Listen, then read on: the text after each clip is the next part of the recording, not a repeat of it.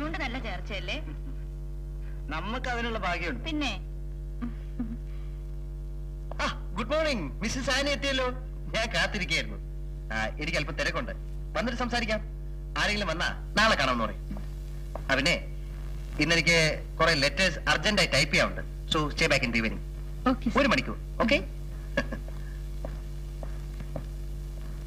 Hello hello Annie, എന്തൊക്കെയുണ്ട് വിശേഷങ്ങൾ? ആക്കു സുഖല്ലേ? ആനിയോ? അല്ല, കല്യാണം കഴിഞ്ഞ വകയിൽ ഒരു ചെലവൊക്കെ ഉണ്ടോ?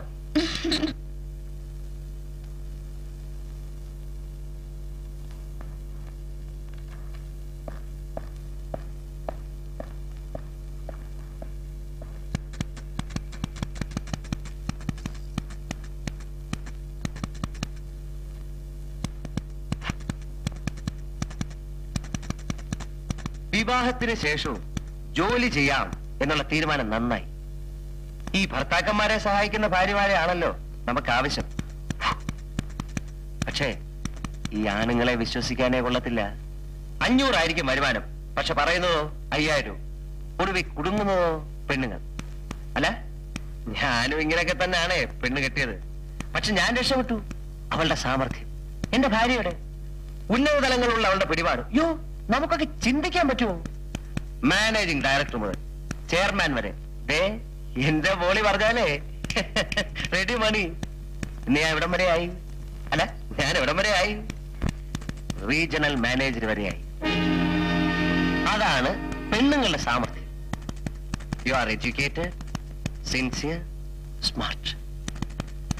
പടിയായിട്ടുള്ള ഉയർച്ചയ്ക്ക് ഇതൊക്കെ ധാരാളം മതി. പിന്നെന്താ, ഉയർച്ച ഒന്ന് വേഗത്തിലാവണം. അത് ഞാൻ ഏറ്റു. 800 to 1500 നല്ല ശമ്പളം. ഞാൻ പറഞ്ഞു വരുന്നത്, ഭാര്യയായിരിക്കെ ഇനി മറ്റൊരുത്തന്റെ ഭാര്യയാവുന്നത് ഒരിക്കലും ശരിയല്ല എന്ന് ഞാൻ പറയില്ല. തക്കതായ പ്രയോജനം ഉണ്ടെങ്കിൽ ആവാമായിരുന്നു. പക്ഷെ ഒരു കാര്യം ആരും അറിയരുത്.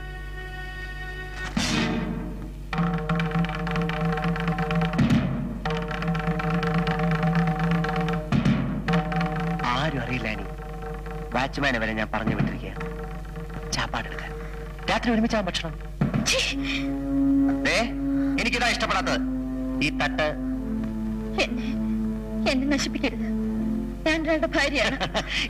എല്ലാ സ്ത്രീകളും ഇത് തന്നെ പറയും. ഒന്ന് ഈ ഭാര്യ, അല്ലെങ്കിൽ എതിർക്കാനാണ് ഭാവമെങ്കിൽ പെണ്ണെ ആനിക്കൊച്ചേ, നഷ്ടപ്പെടാൻ പോകുന്ന നിനക്കായിരിക്കും. സഹകരിച്ചു കഴിഞ്ഞാൽ ലാഭവും.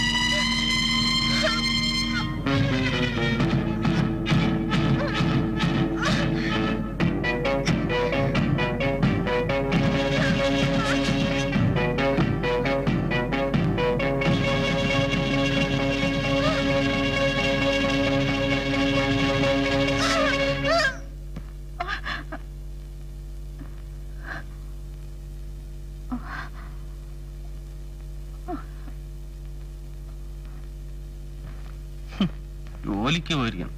അവളൊരു ഉദ്യോഗസ്ഥേ. ഈ 8 മണി വരെയുള്ള ഓഫീസ് ജോലി ഇവിടെ വേണ്ട. ആനി,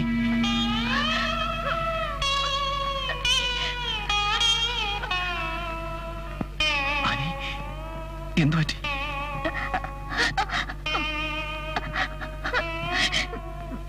ഞാൻ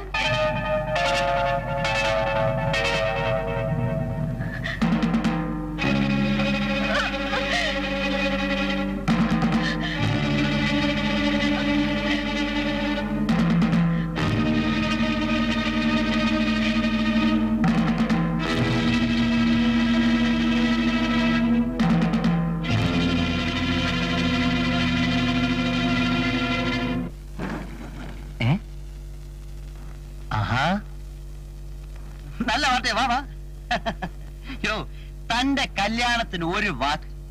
താനൊക്കെ എന്തോ ഓലത്തെ സ്നേഹിതനാണോ? അല്ല, താൻ ക്ഷണിച്ചില്ലേലും എനിക്ക് വേറെ വഴിക്ക് ക്ഷണം കിട്ടി. അന്ന് എന്തോ പറ്റി? ഓ, എന്റെ മോളിക്കുട്ടിയുടെ ബർത്ത്ഡേ ആയിരുന്നു. അവൾ ഒരേ പിടിവാശി, പുറത്തേക്കെങ്ങും പോയിരുന്നു. അവള് പറഞ്ഞ കേൾക്കാതിരിക്കാക്കൂ. ഒന്നില്ലേലും ഈ സ്ഥാനത്തേക്ക് എത്തിച്ച അവളല്ലേ. അവനെ നമ്മുടെ ആനിക്കുട്ടിയുടെ കാര്യം ഞാൻ ചെയർമാനോട്ട് സംസാരിച്ചു. പ്രൊമോഷന്റെ കൂടെ 400 ഇൻക്രിമെന്റ് കൂടി. എന്താ മോശ? അപ്പോ പ്രമോഷനായി. എടോ, ക്യൂബർ ആൻഡ് ട്യൂബറിന്റെ ബെസ്റ്റ് സെല്ലിംഗ് സ്റ്റേറ്റിന്റെ റീജിയണൽ മാനേജർ ST ഡാനിയൽ പറഞ്ഞാൽ ഹെഡ് ഓഫീസ് കേൾക്കായിരിക്കൂ. കേട്ടു, പ്രൊമോഷനായി, സാലറിയും കൂട്ടി. പിന്നെ എന്തൊക്കെയുണ്ട് വിശേഷങ്ങൾ? എന്താ ജോണി കാണിക്കുന്നത്? കണ്ണാടി പോയാൽ ഞാൻ ആകെ അപ്സെറ്റ് ആയിട്ടോ. മോളിക്കുട്ടി എനിക്ക് ബർത്ത്ഡേക്ക് വെച്ചൊന്ന് സൂട്ടാണ്, ചീത്തയാക്കരുത്.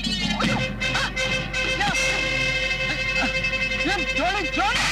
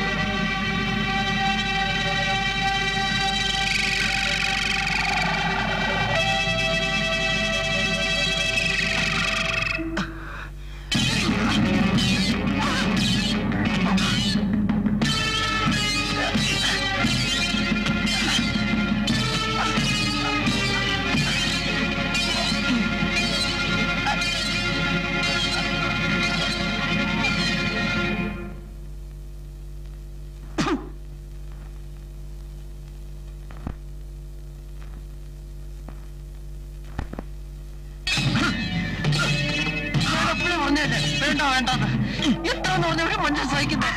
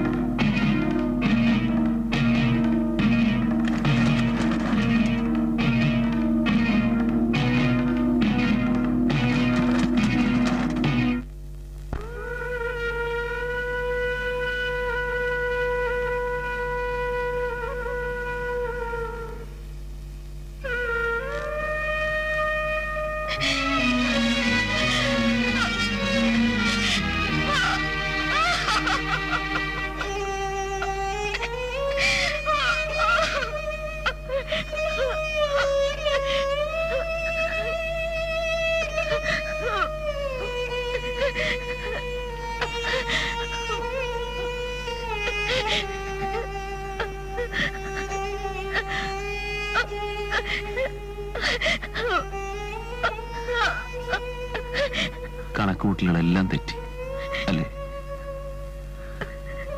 കൊല്ലണമെന്ന് കരുതിയതല്ല, ചെയ്യേണ്ടി വന്നു.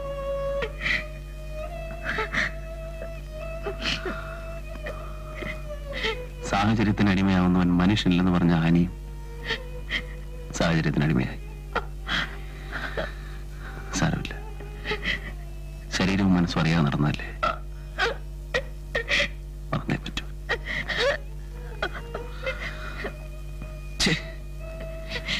ജീവിക്കാൻ അനുവദിക്കാത്ത ദൈവങ്ങൾ, നമ്മളൊന്നും നന്നായിട്ട് കാര്യമില്ല.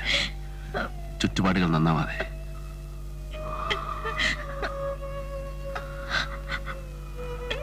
ആനി നിർത്തിവെച്ച എന്റെ ജീവിത രീതികൾ വീണ്ടും തുടങ്ങിയേ പറ്റൂ. ആ വഴികളിൽ ഇനി ആനിയും കൂട്ടായിരിക്കണം.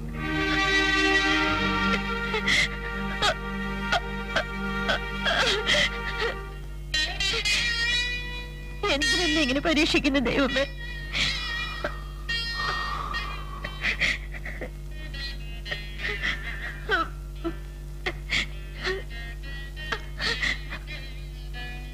സമാധാനമായിട്ട് വല്ലതും കഴിച്ചു കിടന്ന് ഉറങ്ങാൻ നോക്ക്. നാളെ ഓഫീസിൽ പോകണ്ടേ? ആർക്കും സംശയത്തിനിട കൊടുക്കരുത്.